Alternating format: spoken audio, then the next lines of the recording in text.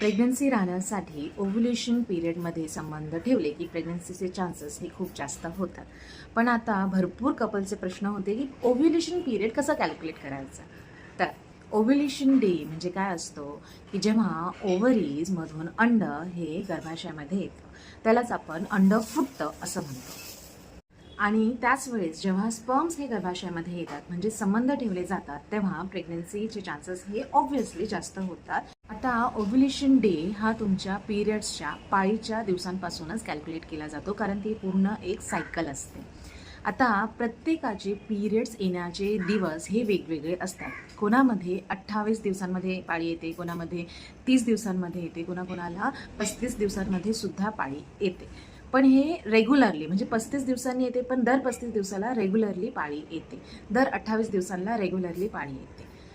तर आपण step by step calculate करू. वाटलंच तर तुम्ही नोट डाऊन करून घ्या. तर ह्यामध्ये दोन गोष्टी खूप इम्पॉर्टंट असतात. पहिली म्हणजे की तुमची आधीची पाळी कधी आलेली असते, त्याची तारीख कोणती असते, त्यालाच आपण LMP म्हणजे लास्ट मेन्स्ट्रुअल पिरियड म्हणतो. आणि दुसरी म्हणजे तुमची पिरियड्सची ड्युरेशन म्हणजे तुमची सायकल किती दिवस राहते. काय करायचं असतं, जेवढ्या दिवसांची सायकल असते तेवढं -14 करायचं असतं. म्हणजे किती दिवसांची सायकल असले तरी -14 करायचं, म्हणजे तो आपला ओव्ह्युलेशन डे असतो. म्हणजे 28 डेजची जर सायकल असेल तर 28 डेज -14 म्हणजे 14 डेला तुमचं ओव्ह्युलेशन होणार. ते जर 30 दिवसांची सायकल असेल तर 30 - 14 म्हणजे 16, असं 16th डेला तुमचं ओव्ह्युलेशन होणार, म्हणजे 16व्या दिवशी तुमचं ओव्ह्युलेशन होणार. तसंच जर 35 दिवसांची सायकल असेल तर 35 - 14 म्हणजे 21, तर 21 डेला तुमचं ओव्ह्युलेशन होणार. एक्झाम्पल घेऊया, 28 डेजची सायकल घेऊया आपण. ओके, सो जर तुम्हाला फॉर एक्झाम्पल 5 तारखेला पाळी आली, 5 तारखेपासून पुढे 14 डेज किती होतात हे कॅल्क्युलेट करायचं. 28 - 14 किती होतं, 14. सो 14 डेला ओव्ह्युलेशन होणार. सो 5, 6, 7, 8, 9, 10, 11, 12, 13, 14, 15, 16, 17, 18. ओके, सो 18th हा तुमचा 14 डे आहे. सो 18th मेला तुमचं ओव्ह्युलेशन डे असणार आहे, तेव्हा ओव्ह्युलेशन होणार. सो त्या दिवशी संबंध ठेवणं हे खूप गरजेचं आहे. इनफॅक्ट 17 आणि 18 म्हणजे एक दिवस आधी 17 आणि 18 मे हे 2 दिवस जर संबंध ठेवले तर हाय चान्सेस ऑफ प्रेग्नन्सी असतात.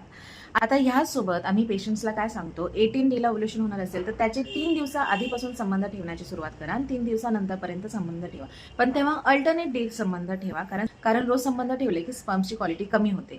सो 15 तारखेपासून संबंध ठेवायची सुरुवात करायची अल्टरनेट डेज, आणि 17 आणि 18 हे 2 दिवस कंटिन्युअसली संबंध ठेवू शकतो. त्यानंतर परत 20 मे 22 मे पर्यंत संबंध ठेवायचे. आता ह्यानंतर हा महिना कधी संपतो म्हणजे 28 दिवस कधी संपतात. जर 5 मेला पाळी आली तर 1 तारखेला 1 जूनला 28 दिवस संपतात, म्हणजे पुढची पाळी ही 2 जूनला यायला पाहिजे.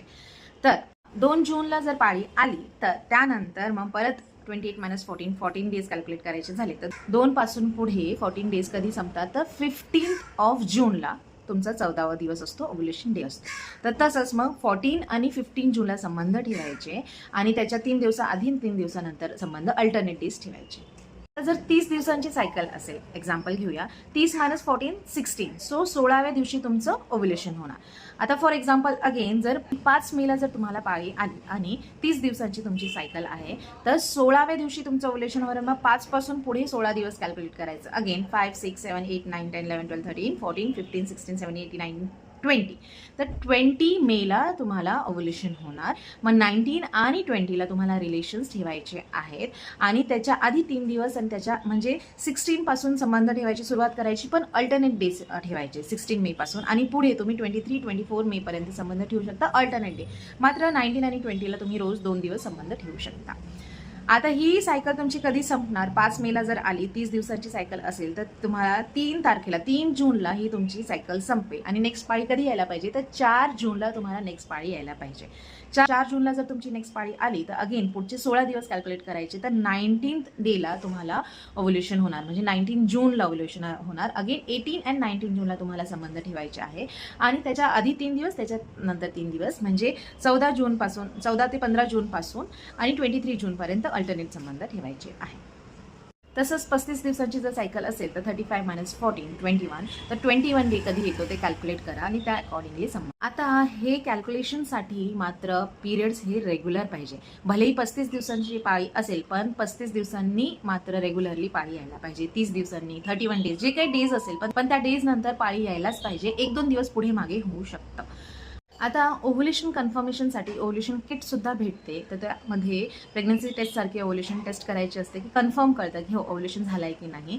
आणि ओव्ह्युलेशन ॲपसुद्धा असतात हे सगळे डेट्स कॅल्क्युलेट करायला. त्या ॲपमध्ये सुद्धा तुम्ही तुमची मेन्सेसची डेट टाकली, पिरियड्सची डेट टाकली, तर तुम्हाला ते ओव्ह्युलेशन अप्रॉक्स ओव्ह्युलेशन डे ते ॲप सांगतं.